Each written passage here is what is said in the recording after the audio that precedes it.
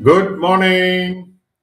It's New Year Day today. I hope you had a fantastic New Year's Eve party, and many of you must be waking up groggy and seeing, it's still too early to trade, but trade we must today because we are the only market in the world who are open today. Some of you may be cursing, some of you may be looking forward to trading today because yesterday was a fantastic day as far as Indian markets are concerned. Global markets were all slumping, but Indian markets really did their own thing. I'd expected that NAV considerations at the end of the year may perk up the market in my yesterday's video. That is exactly what's happened. So now we are in 2026.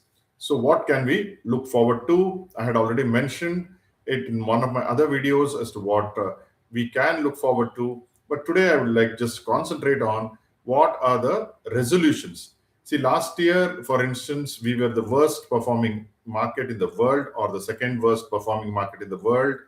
Though Nifty went up by 10%, most people felt their portfolios are not done well, which is a reality. Of course, if you're in metals or banks or certain sectors, they have done well. Last year, the major things which did well were metals and banks, and to a great extent, autos. And so, in the last few days, the defense has come back, railways has come back, and PSUs are now looking forward to a better 2026.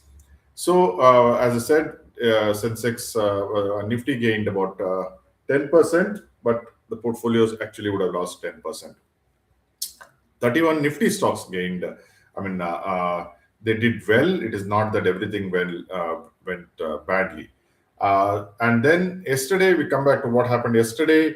Pardon me, because I'm sitting in an alien environment, so I don't have the comfort of what I was doing before. So you'll see me going to and fro.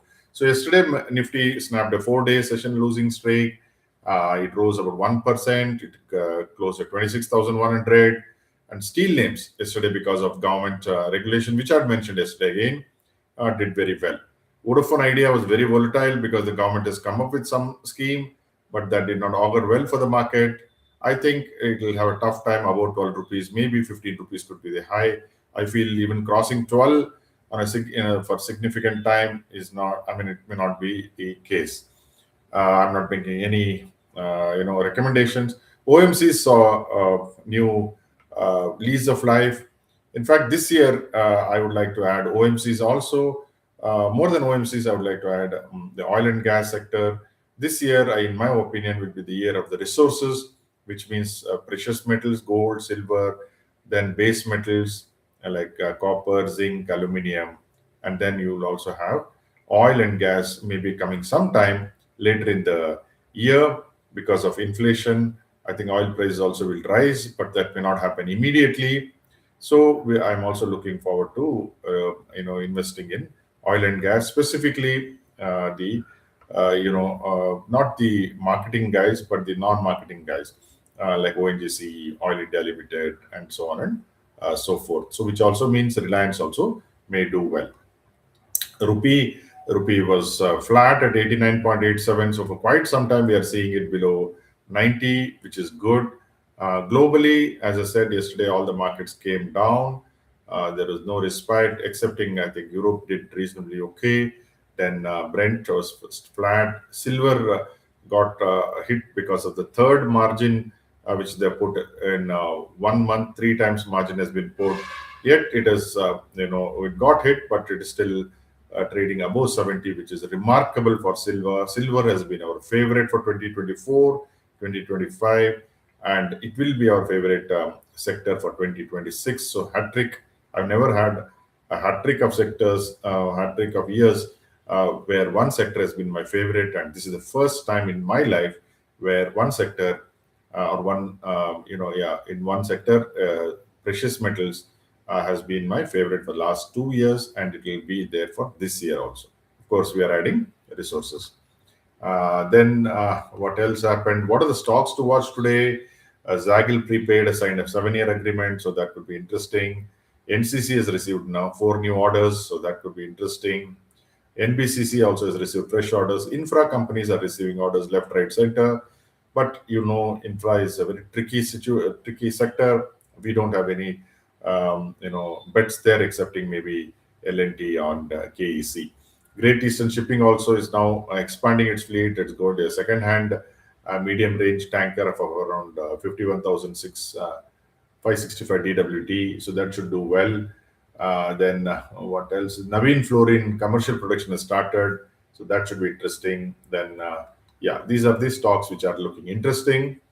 Then the Gift Nifty talks of opening of about 45 points, which should augur well for the market. But today will be a low volume, high volatile day.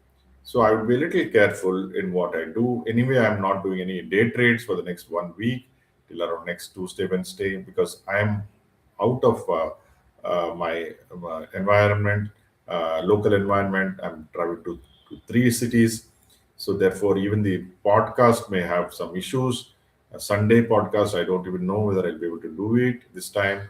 But whatever it is, I am quite hopeful that if you select the right stocks and sectors in 2026, where one should be able to make money. I'm not very bullish overall in the market, especially in the second half of 2026. Till budget, I think we may get to rally. More ups than downs in January is what I think. It depends on the budget, and so February and March will depend entirely on the budget.